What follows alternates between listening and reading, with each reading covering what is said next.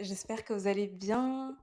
Aujourd'hui, nouvelle vidéo. Je suis très contente de vous retrouver dans ce deuxième podcast. Voilà, comme vous le savez, je me suis lancée sur YouTube avec d'autres formats.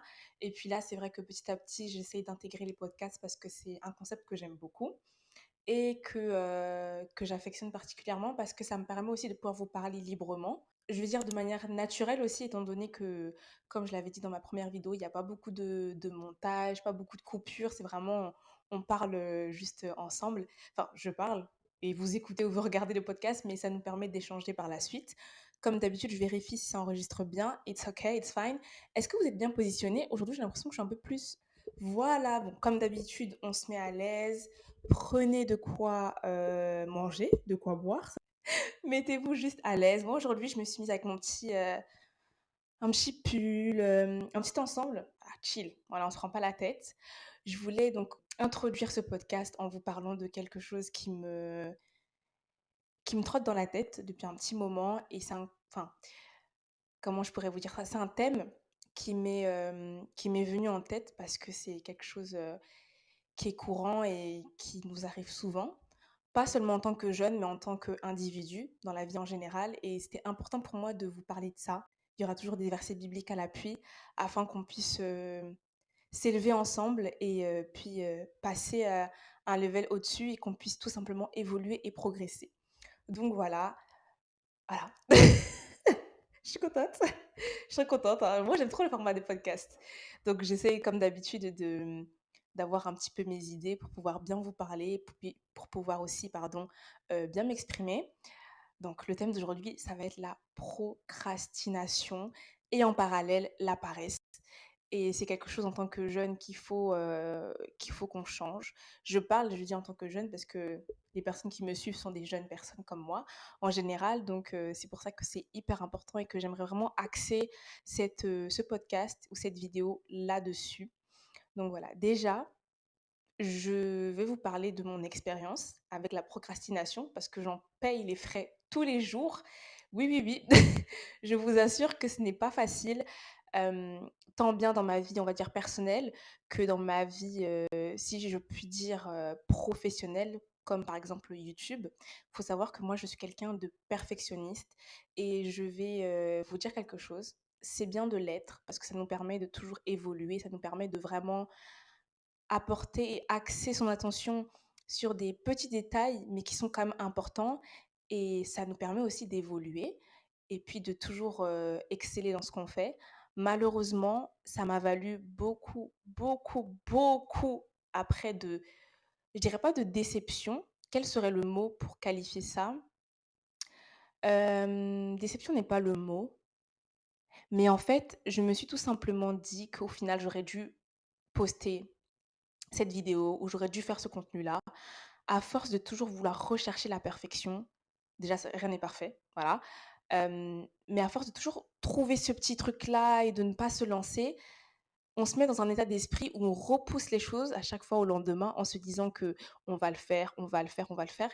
Et au final, il s'avère qu'on ne fait pas la chose et c'est hyper dommage. Voilà, on a tous ce petit talent et parfois on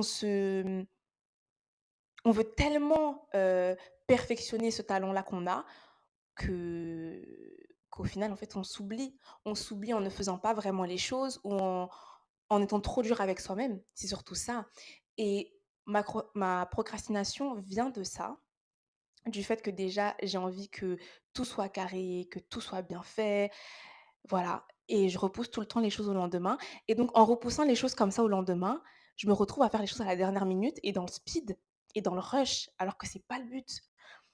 Donc c'est pas facile, c'est pas facile. J'aimerais vraiment là, 2024, mon objectif, c'était vraiment de ne plus procrastiner ou du moins d'arrêter et je suis quand même contente parce que petit à petit, j'essaie vraiment d'avoir cet automatisme-là en me disant que: «Non, Hortensia, là, tu as le temps, fais-le». Genre si tu peux, fais-le. Ne t'attarde pas sur des petites choses parce que parfois, ce sont vraiment des petites choses. Je vais me concentrer sur des petites choses alors que vraiment, ça n'a pas lieu d'être. Vous voyez, ça n'a pas lieu d'être et je trouve ça vraiment dommage et c'est vrai que j'ai pu en discuter avec des personnes de mon entourage qui m'ont aussi dit la même chose et c'est à force de toujours chercher le petit truc qui fait que on repousse les choses au lendemain parce qu'en fait, aujourd'hui, c'est pas assez et on se dit que demain, en fait, peut-être que ça le sera alors que déjà, on ne sait pas ce qui peut se passer demain. Tu planifies quelque chose pour demain, pour dans quelques jours, pour dans une semaine et tu vois que le temps file, que le temps passe et toi, tu es là et tu attends. Tu attends quoi? En fait, il faut arrêter. Donc déjà, c'est cet aspect-là de la procrastination, c'est toujours viser, on va dire, la perfection, en sachant que la perfection n'existe pas.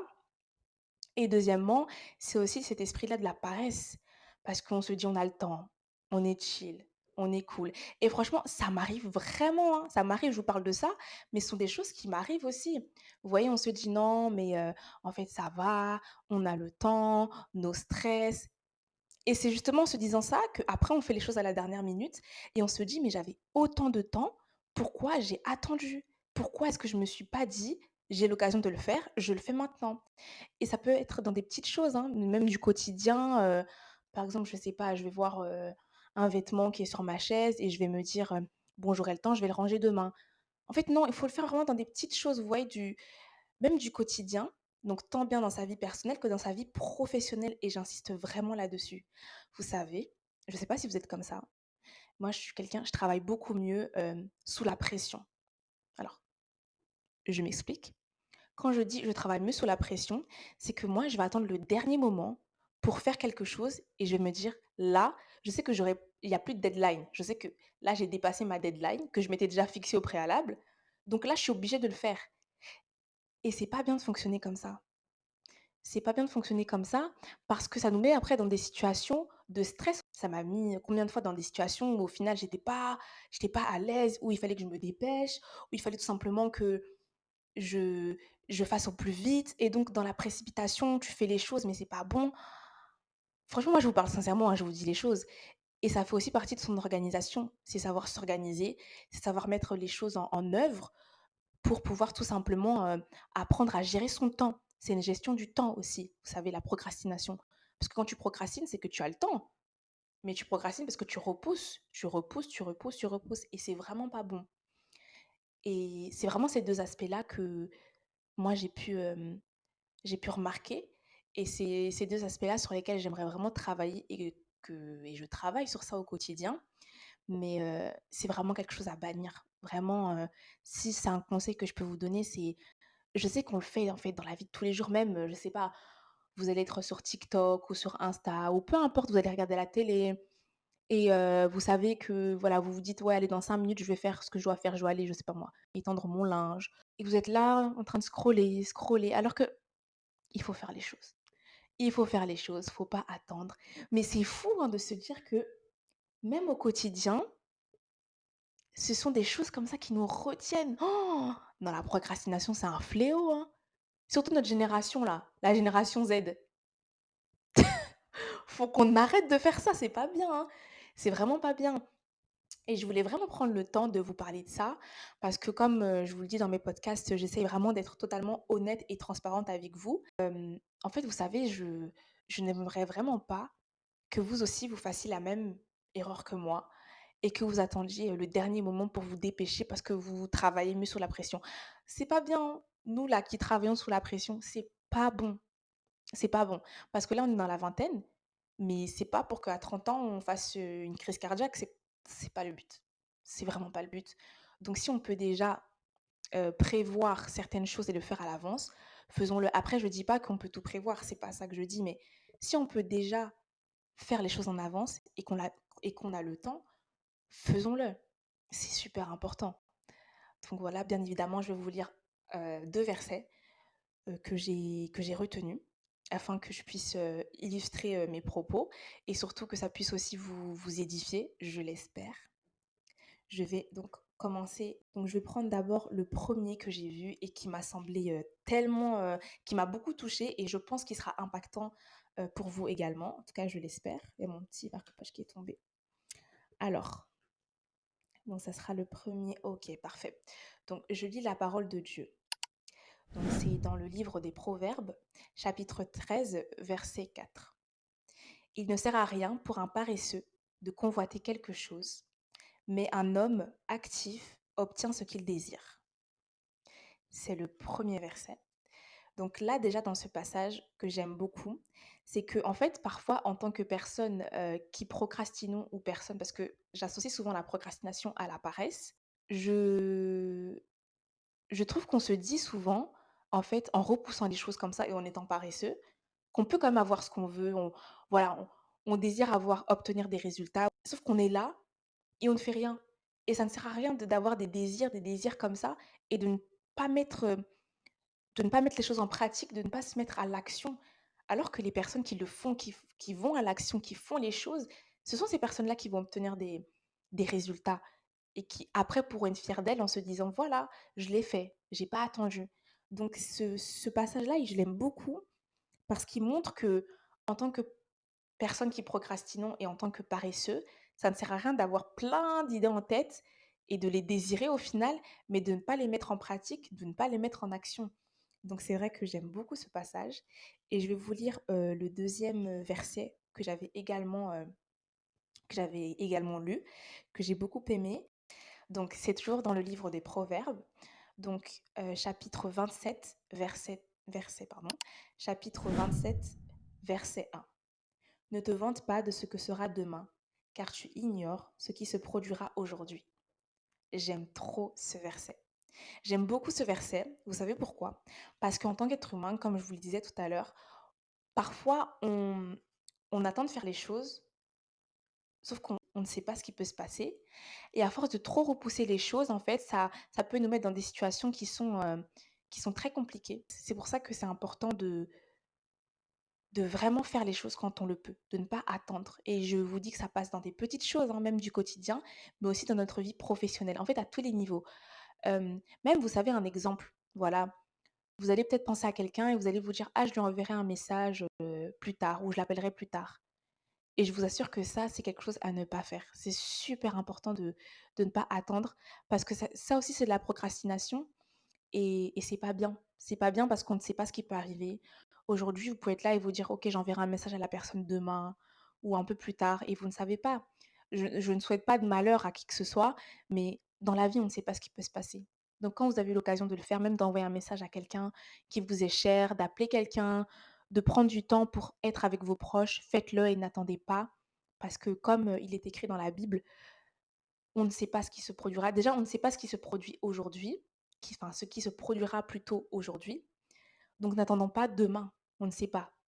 On ne sait vraiment pas.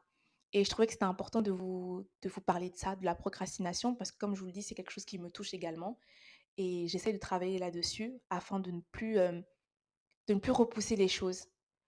Parce que ça nous met dans des situations qui sont inconfortables. Et si on peut s'entraider par rapport à ça, faisons-le. C'est super important. Donc voilà, je terminerai par ça.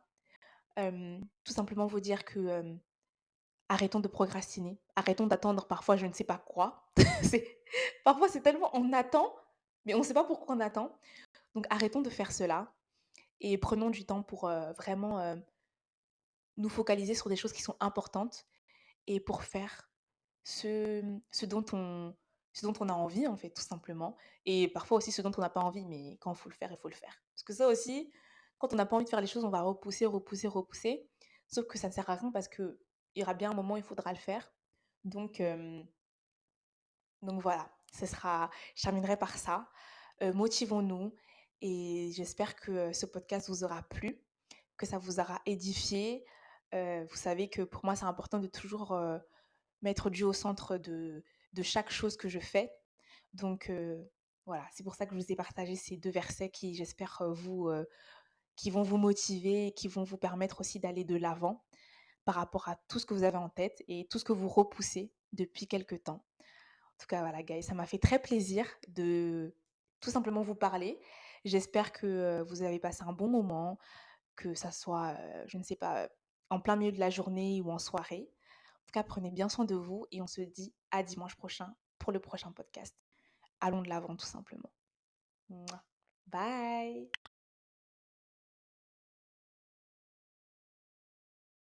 Vous pouvez essayer 99 fois et c'est à la centième fois que vous allez réussir. Quand j'ai envie d'abandonner, le truc que je me dis c'est imagine là tu réessayes et en fait ça fonctionne.